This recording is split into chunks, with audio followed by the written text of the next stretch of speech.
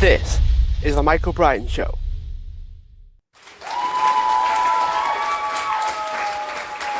Hi everyone, welcome back to the show, and I am joined with Dana Fisher, who is the director of the Centre for Environment, Community, Equity, and a professor in the School of International Service at American University. Lots of words there, lots of long words. We are going to discuss climate change, climate crisis, and what, if anything, we can do about it. Dana, thanks so much for joining me. Thank you so much for having me.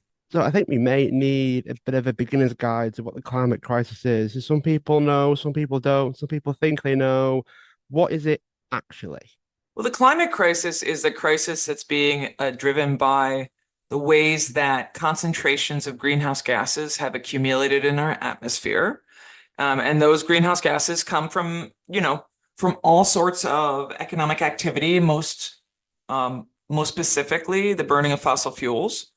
Due to these increasing concentrations of greenhouse gases in the atmosphere, we are experiencing substantial changes in climate patterns. A lot of scientists talk about how it's leading to a warming world. We are currently about 1.3 degrees Celsius above what our, historical averages were, and estimations are as more greenhouse gases accumulate in the atmosphere, the warming will continue. As things warm, first of all, we all experience warmer weather, but in addition to that, it leads to a whole bunch of climatic changes, including, and probably most importantly, for understanding the climate crisis, it leads to more extremes. And what in my recent book, Saving Ourselves from Climate Shocks to Climate Action, I call climate shocks. Climate shocks are climate change exacerbated events that lead to severe types of weather and experiences such as drought, heat waves, tornadoes, hurricanes, typhoons, all sorts of extreme events that we're seeing happening around the world. And the consequences of those include flooding, wildfire, lives lost, etc. Now, one of the things that I'm aware of, at least, is that it's closely linked to what we can and can't do as a community, as a country, which is affected by politics. So, what are some of the things that are restricting in terms of what we can and can't do? Well, I mean that's my specialty. So I'm a social scientist who studies climate change and climate policy making. So this is actually exactly where I've spent the past 25 years. So while there are lots of different social steps that can be taken to address the climate crisis, many of them are outside of political reality because politics basically is driven by those who are in power and those who are in power wanting to maintain power, right? So even though there are many things that can be done to stop the climate crisis or limit the climate crisis now, because unfortunately, the timeline of the crisis is not the same as the timeline of a political calendar. Uh, Whatever happens now and whatever we burn now that goes into the atmosphere will be there for quite some time unless we figure out ways to get it, to remove it from the atmosphere, which we haven't figured out yet effectively. But in terms of what's politically relevant here, the big questions have to do with how do we reduce our greenhouse gases or our emissions of greenhouse gases? And that's what we frequently call mitigation, which is, mitigating against climate change, and that is reducing emissions or getting rid of the emissions in the atmosphere. There's lots of talk right now about what we call carbon removal, carbon capture and storage, which are these efforts to try to suck the greenhouse gases out of the atmosphere once they've gone up there. And this is really the ideal silver bullet. If we figure out technologically how to do that at scale, we could have a really substantial effect on the degree to which we will all experience climate change and the climate crisis. Right now, unfortunately, the technology is just not there. So there are billions of dollars being spent around the world by firms, including a number of fossil fuel companies that are trying to figure out how to do this. Because if you could remove the greenhouse gases from the atmosphere, then you can continue burning them, right? Which would obviously make those in power and those who are making a lot of money off of extracting and burning greenhouse gases happy. Guess that would be a way of making fossil fuels renewable. Well, I wouldn't use the term renewable, but it would make them sustainable.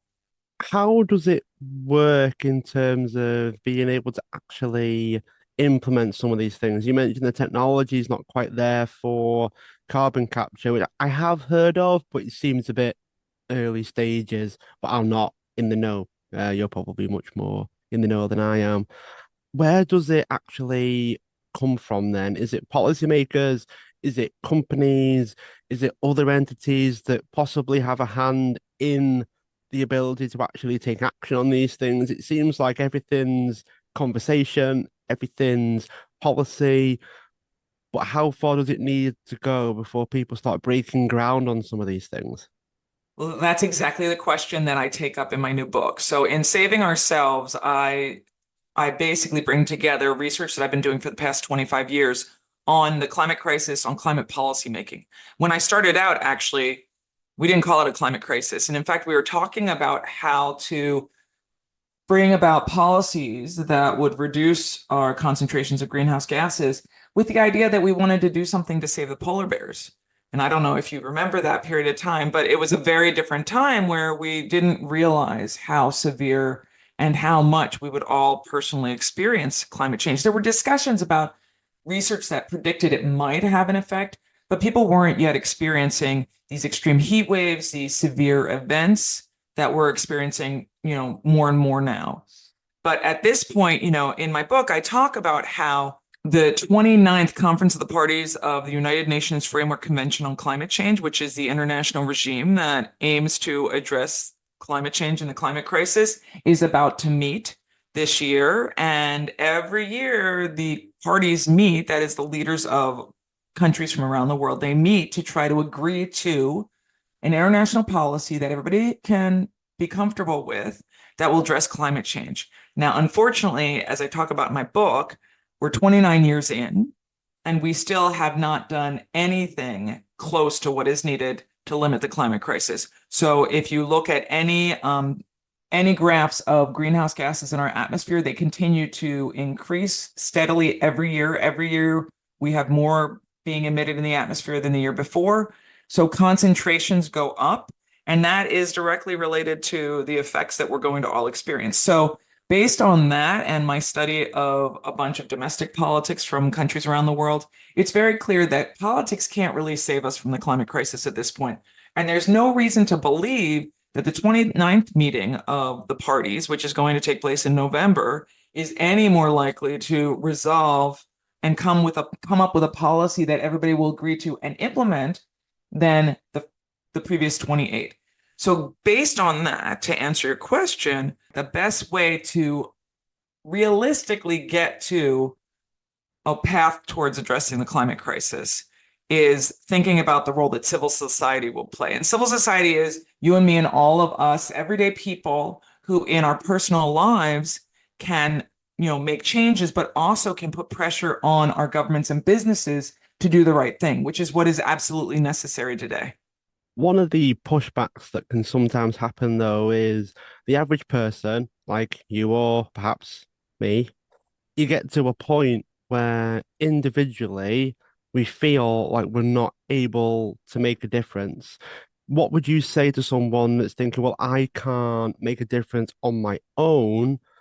What would you say to that person, and how can the individual actually make that difference? Well, I actually, in the book, I address this exact question. So it's very true that individually we cannot make enough of a difference. We all can do our part, though, and I absolutely support everybody thinking about what they can change and the ways that they can personally think about climate change in the ways that they live their lives. But individually, we can't stop the climate crisis. It is a collective problem, and it will require collective action. And that means working with our friends, neighbors, colleagues, co-students, families to push for the kinds of systemic changes that are needed. And I talk about in the book this really interesting study that was done out of MIT a number of years ago, where some of the students tried to model the carbon consumption of individuals. And one of the people that they decided to model on was an unhoused person, so a homeless person living in Boston. And what they found was even a person who it doesn't have a home and lives mostly on the street and in shelters, in the United States consume more carbon than people who were living in developing countries. And that is because systemically, each country and each area has a system in place for providing energy, providing services, providing food. And even if we make changes in our personal lives without working together, we just can't get where we need to go. I talk in the book about how, my family, we switched to electric cars, we put solar panels on our house so that our house, we don't eat meat. Our house is pretty good individually, but it doesn't matter. We need to work together and we need to push for the economic system through businesses and business practice, along with our political systems, to push for those kinds of changes, because so much of our carbon consumption, our greenhouse gas emissions are baked into the system. There are some that would be like really skeptical of the idea of going fully electric. So why is it beneficial? What's actually happening? So you're in that position of, what's really going on. Why are social elements in play with things like solar panels? It seems like it should be quite obvious. Well, actually, if you look at one of the reasons why clean energy and solar power at this point, which is cheaper than fossil fuel energy, in most parts of the world, why it still hasn't been diffused broadly, the answer is because of the systems, the way that certain actors, particularly those that are connected with fossil fuel interests in our societies, have what we call privileged access to power and to resources. What that means is that in many parts of the world, fossil fuel interests and fossil fuel companies have subsidized access to public resources. For example, in the United States, there are subsidies in place so that companies that are extracting fossil fuels in my country do not pay the actual market price for extracting natural resources. They're subsidized, so it's cheaper for them. They never actually pay for it, let alone paying for the pollution that comes from extracting and burning those resources.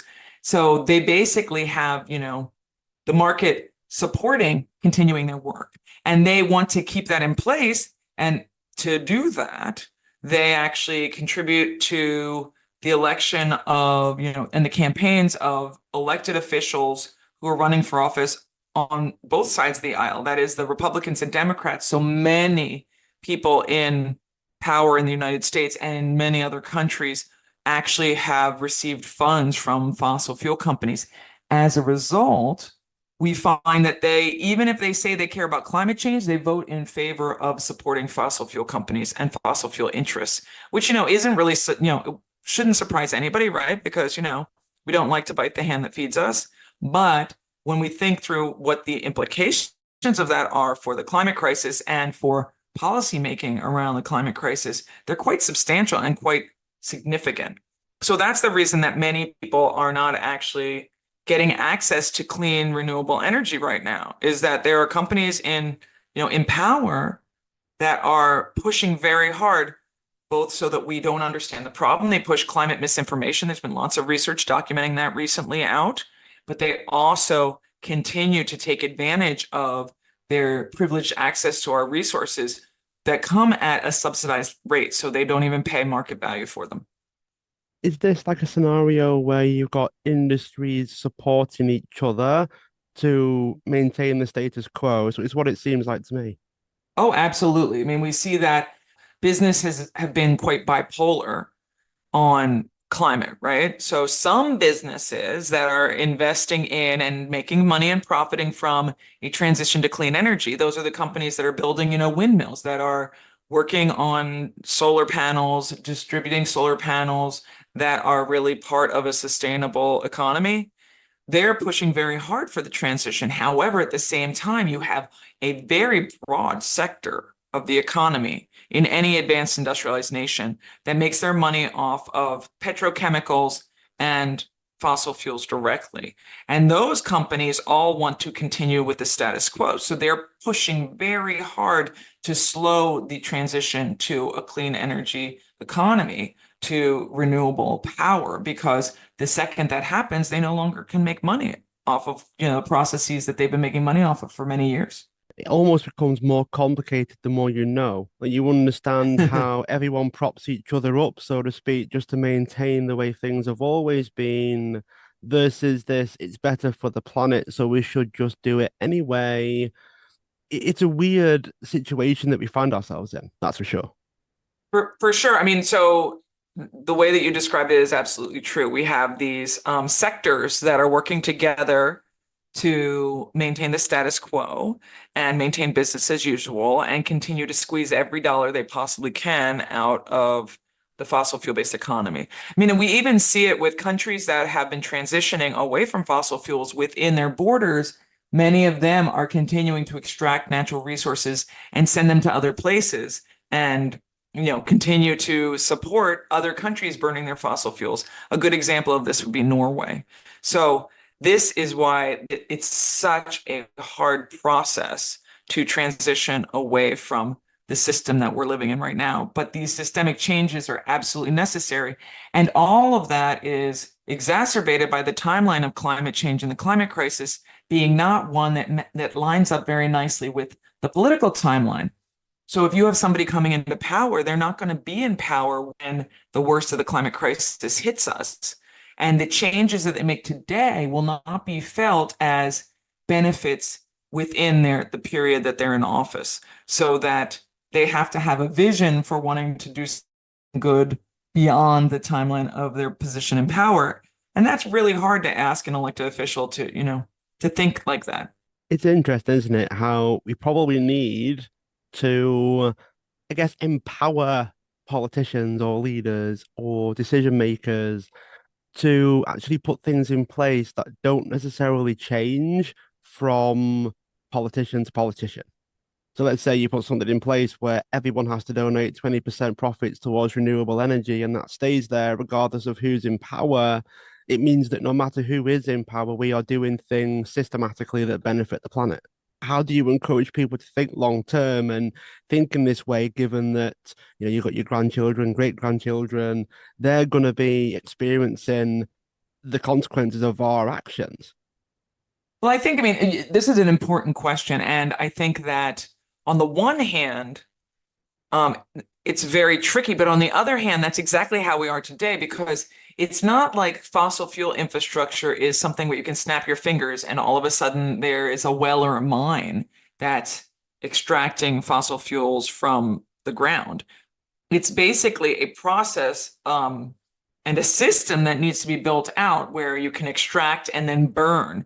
And that usually is thought about within a 30-year timeline. So part of the problem is if you want to transition away from fossil fuel energy, utilities have to actually plan for that. And once they put in the money to invest in whatever type of utility, whatever type of power plant they're creating, that money is baked in, and they don't want to have what they call stranded assets, which are, power generators that are no longer able to generate power off of whatever resources they're extracting. So there already is this process. It just happens to be that all of this system that's in place is one that is sustaining a fossil fuel reliance. So what we need to do is figure out how to shift away from that and get the people in power to invest in that transition, which is a slow investment to move away from all of these investments that were already made. So, what do you think would it take to make the transition in their best interest? It seems like they're all doing things that benefit them, whether it's profits or otherwise. What do you think it would take to make it in their best interest to transition, even if it might take decades to happen? Well, I mean, I think that is the million-dollar question in a lot of ways, given that we know that so much of this system is already built in a way that is harmful for the climate, and that the climate crisis is expanding on a timeline that's different from businesses and different from our elected officials' visions of what they're trying to address. What will it take to get us to meaningful action? And the answer is it will take mass mobilization of the general public to push for the kinds of changes that are needed. Because unless there is a silver bullet that exists technologically, a techno fix that doesn't exist yet, that comes forward, that basically means that a company can start making money immediately off of doing the right thing, which doesn't exist right now. Unless that happens, the only way forward is for all of us generally in the population to start pushing for these kinds of changes and demanding them. And when we do, those in power will start to feel what we call a legitimation crisis and a concern that they'll be losing power if they don't make the changes that are needed. So what I talk about in the book is the way that climate shocks, that are these extreme events that we are experiencing, unfortunately, more and more. And as we're speaking right now, I can say that, we just had the first hurricane that has made landfall this year, and it is expected to be a horrible fall of hurricanes, of natural disasters that are exacerbated by climate change and climate crisis. So as people more and more experience the climate crisis through heat waves, through extreme events, through flooding, through wildfires, etc., there will be a push individually, but then collectively within communities to push for the kinds of changes that are needed. And it is that kind of a bottom-up pressure, which is the only way I see us getting to the other side of the climate crisis and addressing the problem at the level that is needed. I feel like we need a bit of a 2 to 5 minute explanation of the effects of the Earth warming up, essentially, because you mentioned heat waves, and there are some of us in certain colder parts of the world that would actually enjoy those. But everything from hurricanes to wildfires to floods to this, that, and the other, that then paints a very bleak picture of the other consequences that you might not even feel. So let's say the whole planet gets hotter. In some parts of the world, they're actually quite happy, but other parts of the world are getting more forest fires and flooding, and they're not fully sure why.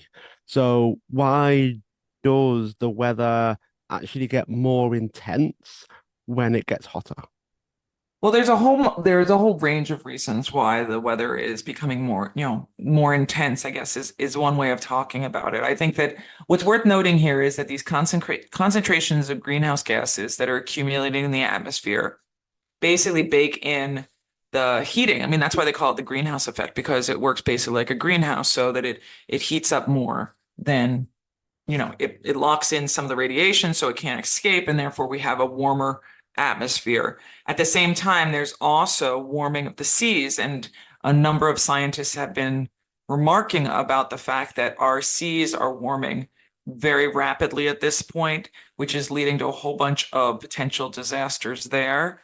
And that, though, plays a role in the ways that our climate works, because if you have seas that are warm, when the air goes over the seas, it doesn't cool the same way it would. It also leads to much more severe storms. And there's been a lot of talk about that here in the United States, because we experience hurricanes, and how the very, very warm waters right now are leading to much more severe storms, which have huge effects on, what happens to people who live near the coastlines when they make landfall. What I think would be worth pointing out here, though, is that in general, you're right that there are parts of the world that are cooler that would be happy to have warmer weather. But what is worth highlighting is that as the world warms, yes, parts of the world, particularly those that are warmer generally, will become potentially uninhabitable. And, for those of us who live in the global north, or, the far global south, right? So in the cooler parts of the world, that may not be something that we think we have to worry about. But what we know is that as parts of the world become uninhabitable, it is going to trigger substantial climate migration, and we will be seeing climate refugees who will be pushing to move to cooler places all over the world. We've already seen migration growing, and it will continue to grow. And we also know that there's a lot of conflict that comes from that. So, as a social scientist, I basically can summarize to you the findings of atmospheric scientists, ecologists, etc., who do the work of, climate change in terms of the natural science of it. But what I can tell you, and what I'm an expert in, is side of that is the social consequences. So we're talking about conflict that is driven by climate migration, as well as resource scarcity, resources in terms of food that will become more scarce, but also water, and habitable land. So all of those things will lead to more conflict, which will lead to mass migration and social problems. I'd be curious about something that I guess a lot of people may be thinking about subconsciously, but not necessarily saying it out loud, which would be like an inertia point. So how long would it take to steer this ship away from the disaster that may well occur? And so there are loads of people now that don't feel the effects of what happened 20 years ago because it's likely to happen in 30 or 40 years, that sort of thing. So what would it Well, take for us to steer the ship and actually feel the effects of what we're doing? Well, I mean, first and foremost, I think it's very important to highlight here that we're not talking about 30 or 40 years from now. We're talking about right now. We're talking about what's happening all around the world at the moment in terms of extreme events and climate shocks that are hitting and making areas uninhabitable, making people have to live inside. Anybody who works outside, it's unhealthy, making areas unable to grow food, unable to provide, clean water, and that is going to spread. So there are some people who are going to feel inertia because they don't feel the effects of climate change or the climate crisis. And one of the things I talk about in my book is that that's the reason that we're where we are now, is that so far not enough people have felt the personal effects of the climate crisis. What I see as the most likely theory for change here is that as people start to experience the climate crisis personally, and it can be in all sorts of ways, they will start to take action and they will start to mobilize and work collectively to push for people in power to change their behaviors. Research tells us that after disasters, these windows of opportunity open. And the idea is that there will be more and more windows of opportunity that can lead to the kinds of changes that are needed. So while you're right that the full-on social transformation can't happen quickly, but we can start to have a substantial effect on where the ship is going to end up going in terms of how bad it's going to get. There's a lot of people who are talking now about how, while we are overshooting the temperature that a lot of people say, this 1.5-degree mark, which is what a lot of people say is if we go beyond it, a lot of ecologists and natural scientists are saying it's the point of no return. There are lots of people saying, well, we're going to warm beyond that. In fact, this year is looking like it will be above 1.5 degrees warmer than global averages, but we can move back from that. And moving back from that, the faster we do that, the less lives will be lost, and the more likely we will be able to think about a habitable future for the most people. Because there are some places, some small island nations that are going to have to evacuate. In fact, some are doing so now. Some are being destroyed by hurricanes and other extreme events. And that's going to continue. So there are going to be many more people who will be displaced. And the question is, how many of them will survive and will be able to find places where they can thrive? That's what I find scary, but also fascinating because the effects on may not be being felt here, but there are people experiencing some of the catastrophes and like migration isn't something we even talk about. You only ever see it in disaster movies that you would say that, oh, it can't possibly happen here. And it's actually happening now. These things that we are worried about, these things that happen in the movies are happening now in certain parts of the world. As you say, they're just uninhabitable. You can't live there anymore because it's too hot, it's too dry, the storms are too violent. It just Mhm. becomes a point where we're lucky that it's spread out. Can you imagine it all being centered where you live? Like you would have to move. Storms, it'd be too hot, you can't grow anything, there's no clean water, the food system ends up being disrupted or stopped because you just can't operate. That is a disaster movie. That's 100% correct. But I would say that if it were being all experienced in one place, we would have already pushed for the types of changes that are needed by now, right? Because at least what my research shows and what a lot of other people's research shows is that once people personally experience the climate crisis, it opens up these windows of opportunity, like I mentioned, and it creates what we call political will. And political will is basically the willingness to support policies that may not be, palatable, may not be fun, and, may not be pleasant for us. I mean, there's going to be some difficulties in this transition away from fossil fuels and to some sort of a clean energy and sustainable future that does not continue to, lead to increasingly, worse climate crisis. But getting there is going to be absolutely necessary. And the more people experience these climate shocks around the world, the more people are going to start pushing for the types of changes that are needed. One of the reasons that we're seeing the process moving so slowly is because of the inequity baked into the system. And what I mean by this is that to date, there are a bunch of advanced industrialized nations that have burned the majority of the fossil fuels and have contributed the most to the climate crisis thus far. I live in the United States of America, which is number one so far. So we have contributed the most, but most of the United States of America is not experiencing the effects of the climate crisis yet. Whereas people who live closer to the equator, people who live in small island nations have been experiencing it for quite some time.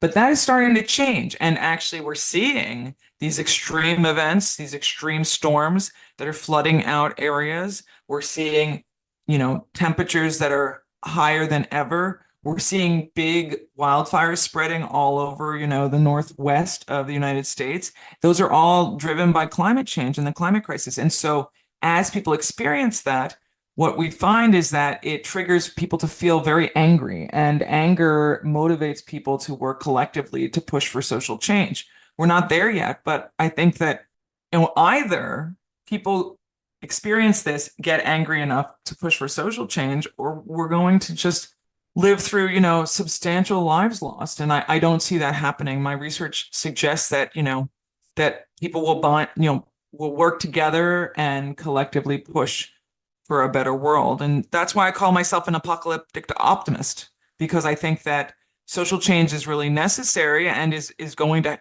come, but it will be driven by the experience of disaster and extreme events. Does that not seem a little disheartening, at least, that things have to be really bad before we'll start to do anything about it? It's absolutely disheartening, but it is the reality that we're living through. I mean, I've been studying climate politics and the social side of the climate crisis, which we didn't call it back in the day when I started doing this, for 25 years.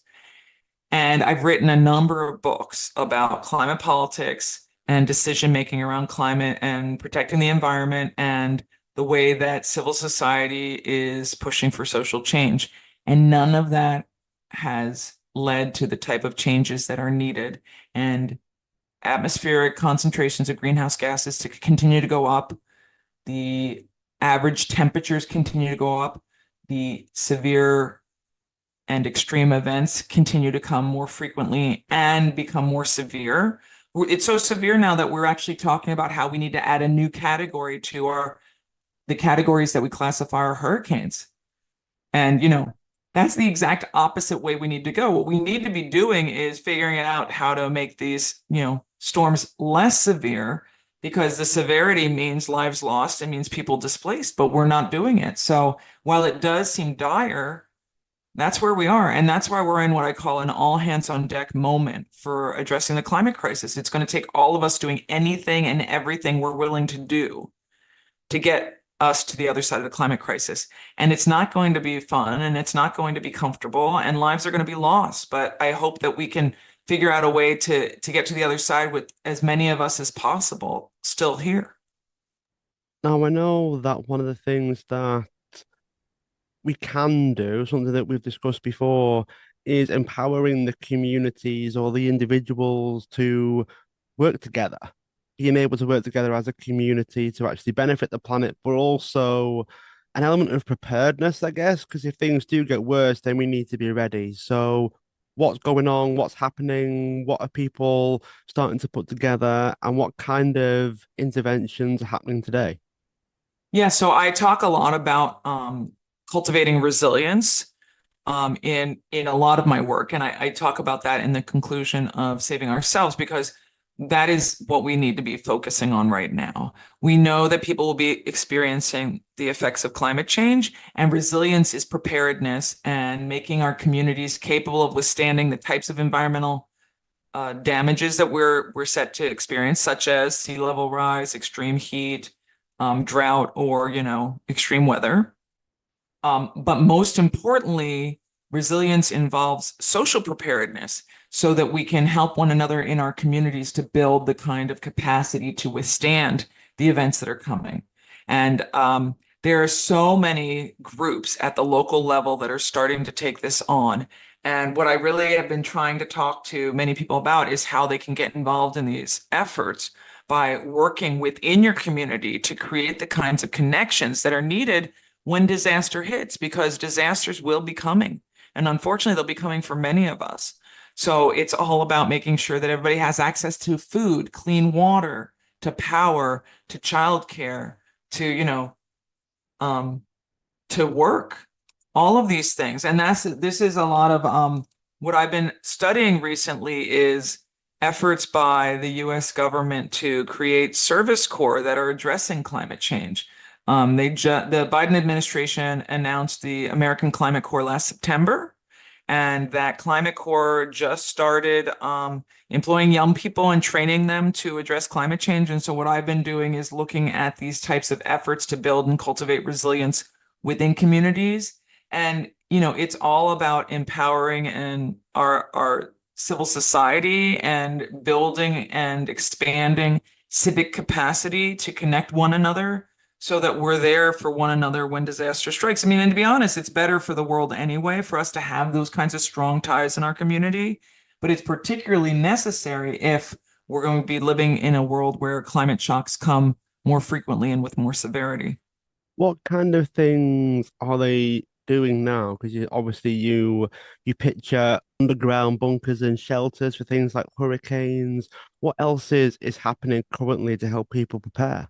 Well, one of the things that is being built right now is a lot of communities are building out um, food networks so people can share food and help to have more food security in their communities right now. A lot of it connects with gardens and local produce preparation so that if disaster strikes, I mean, obviously it's unclear how a disaster would hit a community. If a fire comes through, it will burn all of your crops. But in a lot of places, having local gardens, community gardens, school gardens helps to support the community and make the community more resilient.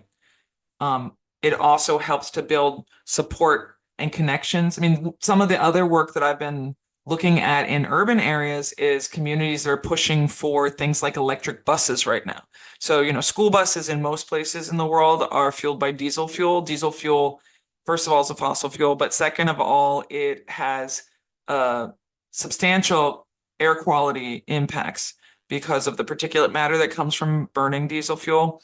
So transitioning to electric school buses not only stops, greenhouse gases from coming from these buses, but in addition to that, it increases air quality immediately. And that's like a win-win for a community. So lots of communities have been working on that, but that also creates resilience, right? I like the idea of resilience as well, like the idea of being able to, I guess, handle dangerous or scary situations. Most people barely experience anything that I would consider a scary situation, especially when we're talking about climate and weather and things of that nature. A lot of people don't experience these things, and a lot do.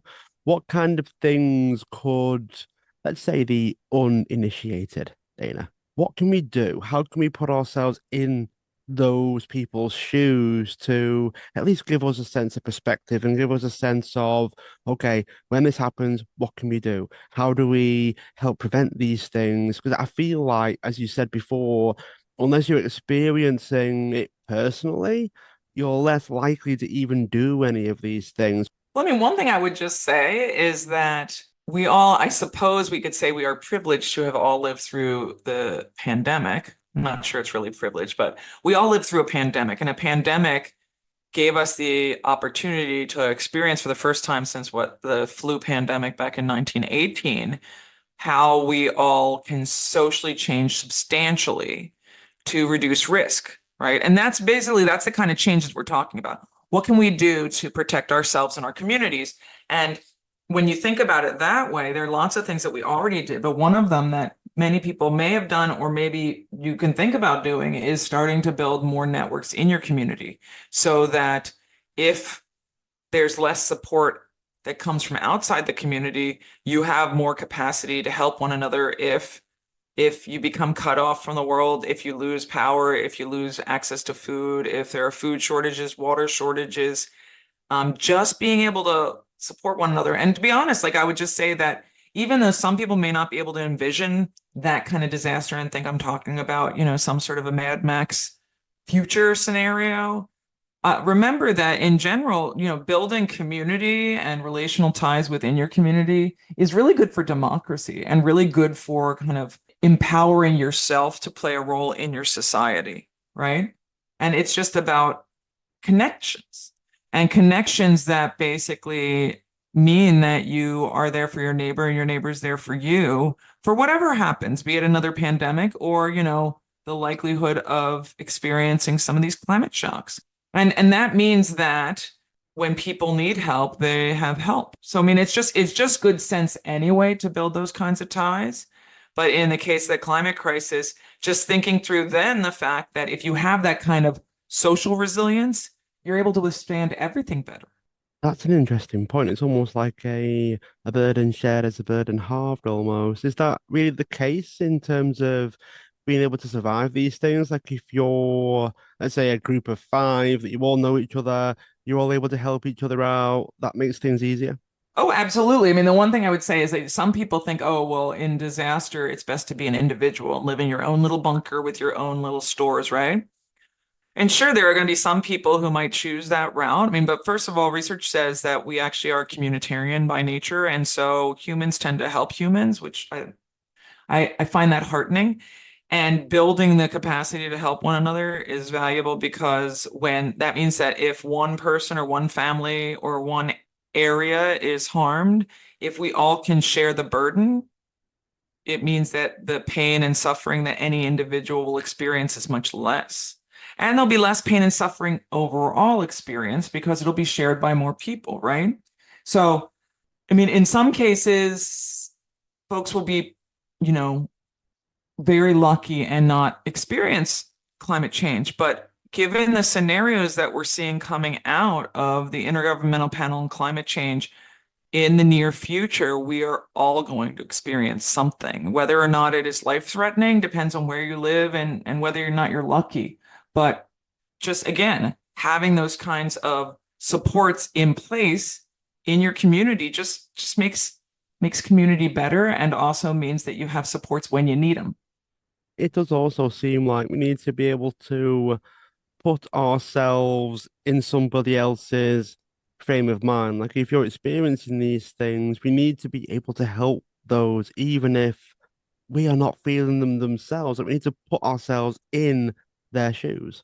For sure. I mean, and all you need to do is turn on the television and do a little reviewing of the types of events and extremes that are being experienced around the world right now in terms of, uh, extreme weather, extreme drought, extreme events of all sorts, wildfire. I mean, right now I just look at the news and it's wildfire, hurricane, drought, heat wave. We now have these things called heat domes, right? I mean, that's happening just today. So in any given day, you'll see that. But I mean, honestly, I would just say that I don't even think you need to think about people in other places, although obviously thinking about being a part of a global community is valuable. But I'm saying instead of focusing on other people, focus on yourself and your community and help to build those kinds of social ties. And then push for your elected officials, those who represent you, make sure they do represent you and your interests, right? Because that collective and that collective power is what can push for the types of changes that are needed. So what kind of things would you suggest the average person do? So people listening to this, you have like a top three or a top five things that we could do. And then if people wanted to grab your book, Save Ourselves, and connect with you, how can they do that as well? Okay, so I mean, the top three things I would say is number one, I would say we should all be cultivating resilience, and that involves getting in touch with your friends and neighbors through there are all sorts of ways you can do that in your communities. Obviously, many people talk about religious institutions. If you practice any religion, there are locally embedded institutions in place. There are also schools. Anybody who's a parent probably has a connection to a school, and your children and your children's teachers are a great way to connect with other people in your community. One of the other things that we've been spending a lot of time thinking about at my center is the way that libraries provide these types of civic resources as well in terms of educational resources. But at least in the United States, libraries have been a source for distributing COVID testing kits, PPE, and all these other types of materials that are helpful for building community. So I would just say look around and see what's there for building lasting ties in your community. That's number one. That will help to cultivate resilience. For other people, I also talk a lot in the book about how you can get involved in activism when and if you feel angry or affected or concerned about the climate crisis. You should not get, don't feel despair, although there's obviously reasons to feel despair. And, sometimes we are going to feel despair based on what's going on in the world, but also get angry and get active and do it from the local level up. There are lots of different ways to engage. And I think everybody can find something. You do not have to be blocking traffic and gluing yourself to something to be a climate activist, but certainly, activists who want to do that, there are lots of opportunities, and I would encourage people to do whatever you're comfortable doing to get involved in taking action to address the climate crisis. Because as I say in the book, it's going to take all of us doing anything we can and anything we're willing to get us to the other side. And as unfair as it may seem, the future is really up to us because governments and businesses are not coming to save us. And that leads us to my book. So Saving Ourselves from Climate Shocks to Climate Action came out a couple months ago. It is available through independent bookstores. It is available through the publisher, Columbia University Press. If there's a way to share a link with that, I can also share the discount code. If you type in CUP20, when you check out, you get a 20% discount on buying it directly from the publisher, but you can also buy it anywhere that you get your local books. And I support everybody, or I suggest everybody think about supporting your local book sellers because they also can help to cultivate community and resilience, and they connect us all. Thanks so much for being a guest on the show. Those that are listening, feel free to subscribe, share the show, tell others, and also leave a review wherever you are listening into your podcasts.